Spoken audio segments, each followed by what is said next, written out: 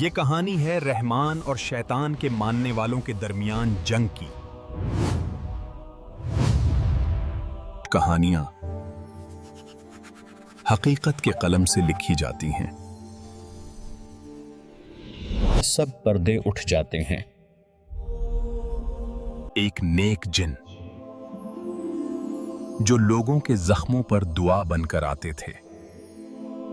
ہوتی طاقتوں کی غلام عورتیں جنہوں نے ایک خاندان جس کو تباہ کرنے کے لیے ہر حربہ آزمایا گیا۔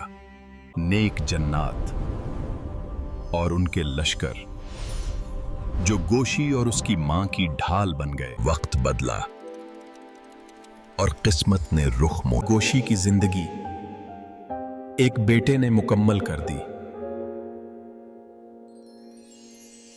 شیطان کے غلام اس روشنی کو برداشت نہ کر سکے۔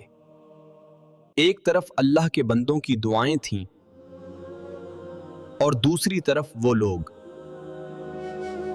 جو حسد، جادو اور نفرت کے دھاگوں میں بندھے ہوئے تھے۔ پھر اور شروع ہوئی انتقام کی کہانی۔ ایک نیا ڈرامہ گوشی اور زری جلد آ رہا ہے